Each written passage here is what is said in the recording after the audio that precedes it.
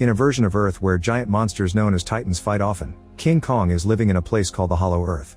It's an ancient subterranean ecosystem deep within the planet with unique gravity and constant radioactive energy that allows the creatures in it to evolve to titanic sizes. One day Kong is being chased by giant wart dogs, so he heads toward a cliff's edge where he's prepared a trap for the beasts to fall into. Kong also throws a tree trunk that activates a second trap, causing rocks to fall on his enemies. The wart dogs refuse to give up, so Kong grabs one of them and tears it in two, roaring as the blood falls on him to prove he's the boss of the area.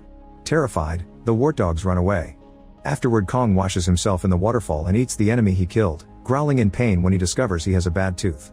Suddenly he hears a roar in the distance and the distraction allows a huge reptile to steal the meat from him. Kong only struggles for a few seconds before letting it go, more interested in what he just heard. He follows the noise but only finds a random little animal and not more like him as he thought. Meanwhile, on the surface, Dr. Eileen works for Monarch, an organization who keeps an eye on the global threats posed by Titans. She has a special system to watch them all and make sure they aren't getting in trouble. Eileen is worried about Kong because he's from a social species and he shouldn't be alone. Whenever a bad monster appears to destroy a city, the legendary Godzilla comes out of his home in the ocean to fight them and keep humanity safe. In Rome, a giant spider-like monster starts terrorizing the streets and Godzilla immediately appears to attack it, destroying some buildings in the process. After throwing the beast around, Godzilla makes it explode with his atomic breath. He celebrates the victory with a roar and goes to nap inside the Colosseum. At a Monarch outpost in Hollow Earth, the researchers detect heavy energy readings coming from the sinkhole from Kong's wartdog trap. Eileen is immediately alerted about this and she flies to the Hollow Earth access point in Barbados, where Director Hampton shows her pretty high spikes in their sensor array. Meanwhile, in the Monarch Base Academy, Eileen's adopted daughter Gia starts feeling dizzy in class. She closes her eyes and her hands moves on its own as snow starts falling inside the room. Suddenly she has a vision involving the Titans and the teacher wakes her up, only to discover she unintentionally made drawings all over her schoolwork and the desk. After class, Gia must clean her desk and the teachers tell Eileen that Gia is having trouble fitting in. Using sign language, Eileen tries to talk to Gia, who just says she's worried about Kong and that she doesn't feel like she belongs on the surface. It turns out Gia is the last member of the Iwi tribe from Skull Island, Kong's original home. Later at home, Eileen realizes that Gia's drawings match the spikes from the sensor array. At the same time in Hollow Earth, an unknown Titan destroys the outpost. This causes Gia to wake up from a nightmare and Eileen has to promise there's nothing wrong with her. The next day Eileen travels to Miami to find conspiracy podcaster Bernie, who has helped her with Titans before. He agrees to team up with her again as long as he gets to visit Hollow Earth. At that moment, Eileen receives an alert about another energy surge that even Godzilla senses. He immediately leaves Rome to search for the source, destroying more buildings in the way. At the same time, the access point opens and everyone in the base panics, but it's just Kong, who asks for help with his tooth. While the scientists give Kong a sedative, veterinarian Trapper flies over in his special aircraft and uses it to pull out Kong's bad tooth, replacing it with a very strong metallic prosthetic. Afterwards, Bernie tells Eileen that he's realized each spike matches a Titan appearing on the surface. His analysis concludes this energy is a distress call from Hollow Earth. Hampton authorizes a team to go down there, so pilot Mikael takes Eileen, Bernie, Trapper, and Gia in his very advanced aircraft and they follow Kong when he jumps back into the access point. The trip is full of crazy lights and shaking that makes Bernie feel like he's high, but it's quite safe and soon they make it to Hollow Earth. A bunch of vertisigns start flying near them, so Trapper explains they're harmless and activates the camouflage in the ship to blend in.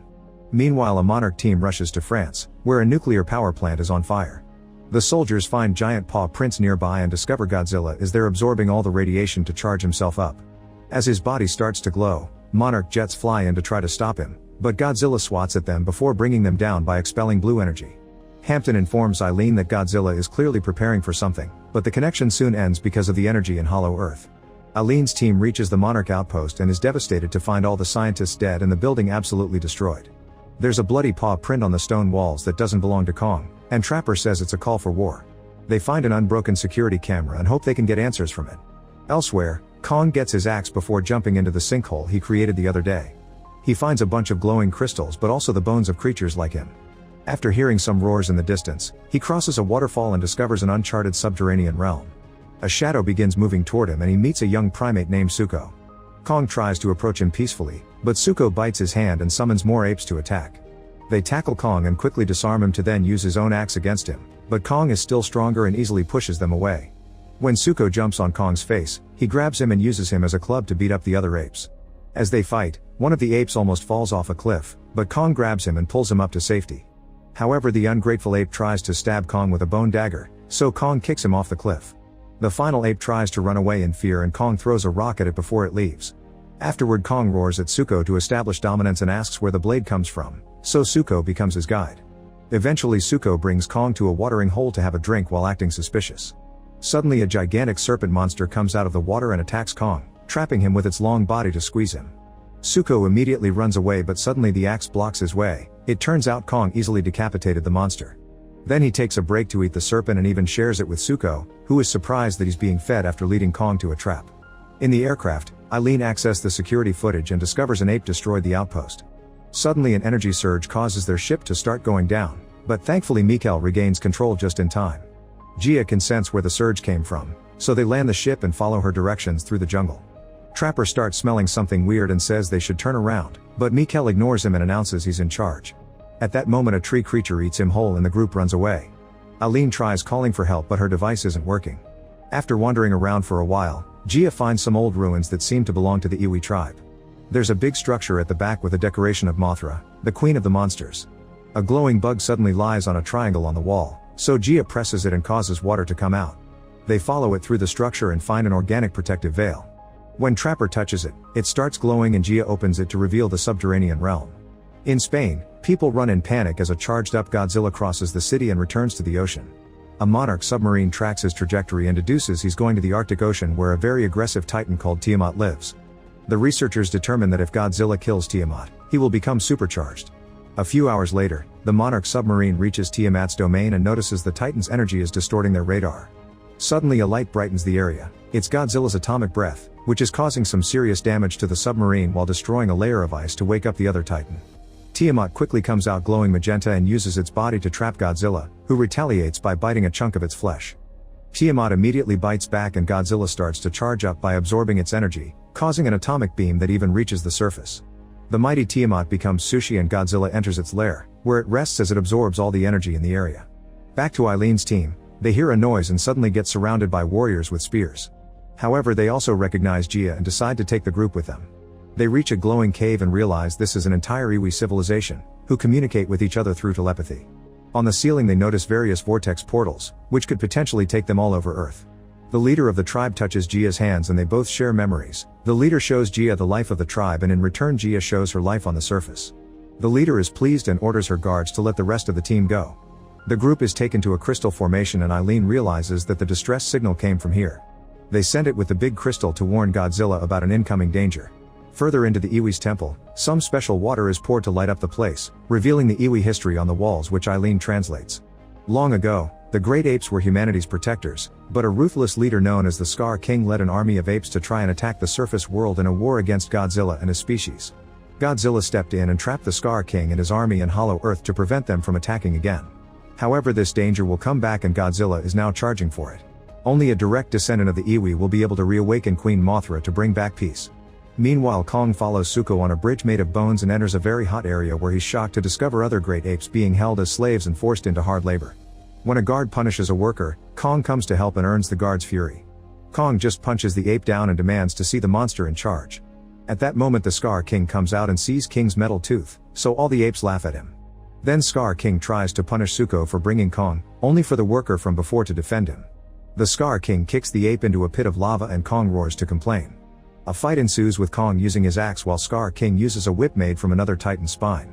This weapon almost chokes Kong to death, but he manages to grab Scar King and throw him off. Refusing to lose, Scar King uses a glowing crystal at the end of his whip and reveals Shimo, the titan that caused the Ice Age. The whip crystal causes Shimo lots of pain, so it's forced to obey Scar King. It breathes an ice beam toward Kong, who tries to deflect it with his axe. However, the blast is too powerful and it envelopes Kong's arm in ice, causing it to get frostbite. Kong is too weak to fight, so Suko calls him to lead him out of the cave. Dodging another ice beam, Kong manages to run away while the other apes steal his axe. They soon start chasing after Kong, who runs fast and releases trap after trap to bring down a bunch of enemies. Eventually he's cornered against a rock wall and the apes dodge another trap trigger, only for the rocks to fall anyway and crush them. It turns out Suko activated the trap. Kong is still in pain, so Suko helps him move and together they make their way to see the humans, unaware that an ape survived and is following them. In the meantime, Gia connects with other Iwi teens and finally feels like she belongs. Bernie records everything he sees, amazed by the Iwi's use of crystals to build their civilization.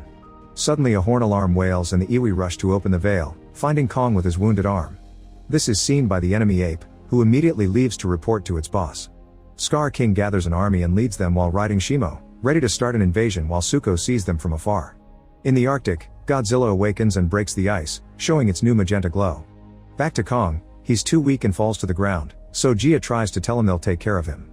Trapper scans the injury and announces he's been working on a device called Operation Powerhouse, which he designed to give Kong a boost in case another powerful Titan appeared. He goes back to the destroyed outpost to bring a bunch of pieces and reveals a giant glove that he puts around Kong's injured arm. It takes Kong a moment to get used to it, but soon he regains mobility and punches the ground, pleased with the result. At that moment Zuko comes to warn them about Scar King's plans, so Kong immediately jumps through a vortex portal to appear in the middle of Egypt, damaging the pyramids and causing people to fall. In Gibraltar, Godzilla hears Kong's roar and jumps into the sea to go find him. At the same time in Hollow Earth, the Iwi get Gia ready and the girl approaches a large crystal, using her hand to activate some gold energy. This wakes up Mothra, who thanks Gia before flying to the surface. Then the Iwi start evacuating the cave. After destroying bridges with his swimming, Godzilla reaches Egypt, where Kong tries to explain the situation. However, Godzilla thinks Kong wants to attack humanity and pushes him against the pyramids. A fight ensues and Kong manages to land some good punches thanks to his mechanic arm. Then he grabs Godzilla's tail and starts dragging him toward the portal, only for Godzilla to glow and shoot his atomic breath, destroying more pyramids. He pushes Kong down and charges again, but this time Mothra appears and pushes him back. Gia also appears and together with Mothra they use telepathy to finally explain the situation. Godzilla roars to agree to team up. Eileen's team follow the Iwi to the area underneath the pyramids, where they pour a red liquid into the water that causes the crystals to move. Hopefully this will create a gravity surge that will hold the evil titans back. At that moment Scar King breaks the veil and comes inside, making Shimo freeze the crystals before they can finish the process. Trapper gets on his aircraft and brings over a bunch of Vertisigns, who attack the ape army with bioelectricity. While the group escapes in Trapper's ship, Shimo shoots ice again to scare the Vertisigns away. Thankfully Godzilla and Kong show up and jump to meet with Scar King and Shimo at the same time the crystals release the surge. The gravity causes the titans to float around, but that doesn't stop them from attacking each other whenever they have the chance. Trapper's ship almost gets smacked too, but Mothra comes in to protect them and the portals. Some ape soldiers try to join the fight so Zuko jumps in too, throwing rocks at them to keep them away. Shimo shoots ice at Godzilla and almost freezes him, however Mothra distracts it and Godzilla breaks the ice with its magenta charge. Then Mothra catches Trapper's ship and puts it down while Zuko kicks an ape guard off to its death. Kong recovers his axe from the enemy and exchanges blows with Scar King and his whip, but sadly Kong loses his axe again when a portal opens and drags all the titans to Brazil. The people on the beach immediately run away in panic as the waves freeze and the titans break through the ice. Scar King makes Shimo unleash its ice powers, causing the sky to go black before it starts freezing the city too. Suddenly Godzilla shoots an atomic beam at Shimo at the same time that Kong punches Scar King, causing him to lose a tooth. The fight continues among the four titans as they throw each other all over the place, destroying dozens of buildings. After Scar King tosses a building with his whip, he and Shimo attack Kong together, forcing him to use the glove to protect himself from an incoming ice beam. At that moment Godzilla finishes charging and shoots at Scar King, who dodges the attack and retaliates with his whip. Godzilla catches it with his mouth and uses it to throw Scar King down before breaking it, causing the crystal to fall. While Kong continues to be under Shimo's beam, Godzilla shoots at Scar King again, who jumps to dodge and recover the crystal, only for Godzilla to shoot it out of his hand. Then Godzilla jumps on Shimo to attack it while Kong and Scar King begin fighting to get to the crystal. Suddenly Zuko appears with the axe and shatters the crystal, which sends a shockwave that throws all the titans back. Shimo quickly recovers and realizes it isn't under Scar King's control anymore. When Kong and Godzilla start throwing Scar King around like a tennis ball, Shimo shoots his ice beam and freezes its slaver as revenge. Now Kong can throw him on the ground to shatter him to death while Godzilla uses his breath to clean up the sky. With the fight finally over, Mothra takes Gia back to the Hollow Earth and the girl confirms she wants to keep living on the surface with Eileen. Mothra repairs the veil, and a tired Godzilla returns to rest at the Colosseum. Kong and Zuko ride Shimo back to the ape tribe, where Kong earns the gratitude of the slaves and becomes their new leader. Make sure to subscribe and turn on notifications so you can watch more videos like this. Thanks for watching.